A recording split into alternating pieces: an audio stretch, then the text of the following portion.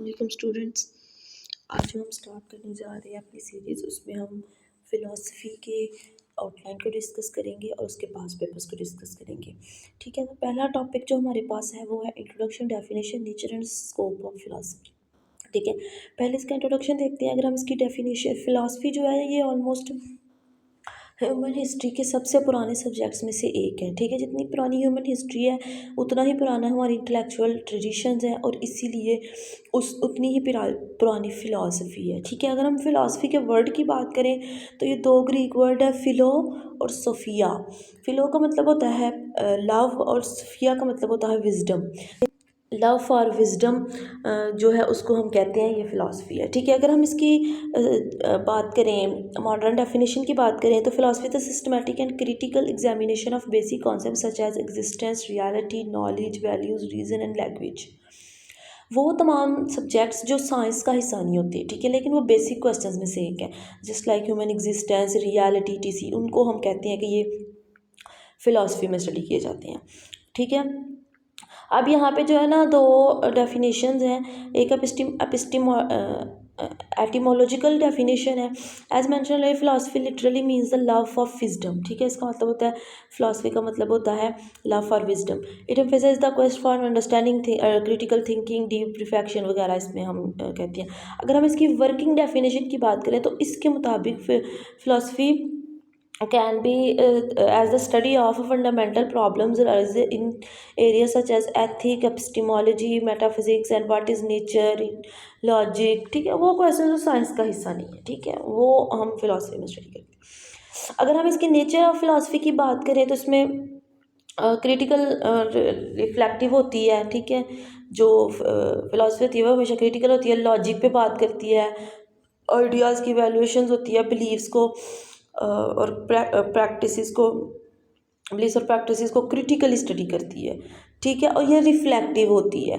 Reflective का मतलब है कि ये जो है ना नॉर्म्स वगैरह को या इस्टेब्लिश करती है according to the reflective thinking.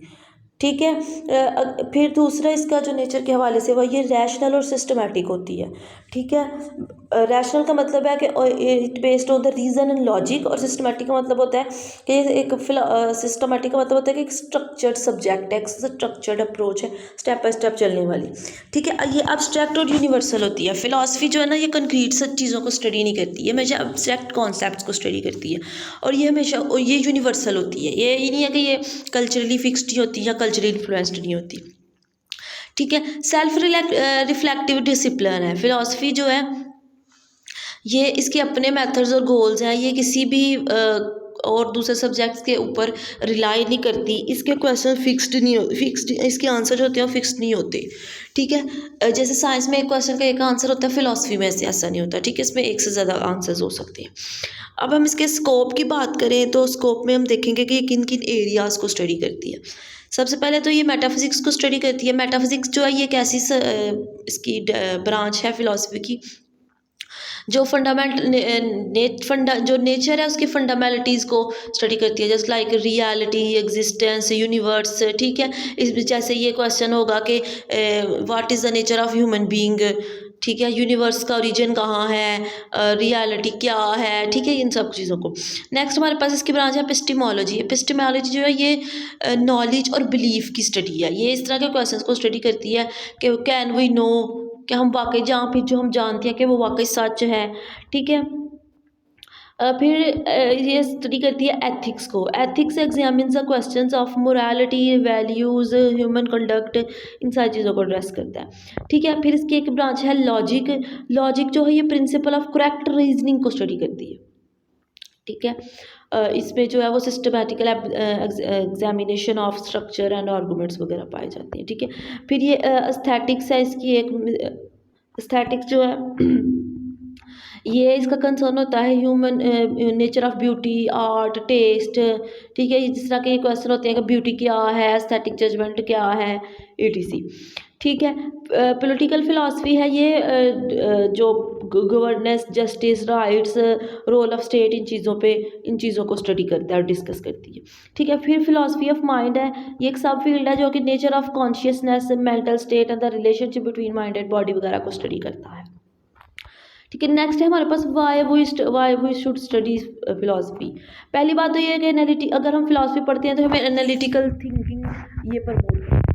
ठीक है। दूसरा, ये मॉरल एंड एथिकल सेंसिटिविटी जो है वो जो डीपली हमें जो मॉरल और एथिकल प्रिंसिपल्स इम्प्लीकेशंस है उनको डीपली स्टडी करने में हेल्प करते हैं। ठीक है।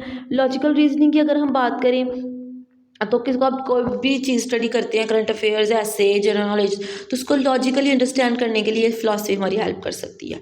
ठीक है। कल्चरल और हिस्टोरिकल अवेयरनेस, अब फिलॉसफी जो है वो हमें अपनी कल्चर और हिस्ट्री से अवेयर रखती है। तो ये हमारे पास पहला टॉपिक था जिसमें हमने फिलॉसफी की डेफिनेशन देखी। हमने कहा कि इसका मतलब वो लफ्ज़ी तौर पे होता है लव फॉर विजडम, और ये एथिक्स, रियलिटी तरह के टॉपिक्स को स्टडी करती है, यानी वो टॉपिक्स जो एब्स्ट्रैक्ट होते हैं, ठीक है, जिनका अभी तक हमें साइंस में कोई सबूत नहीं मिला।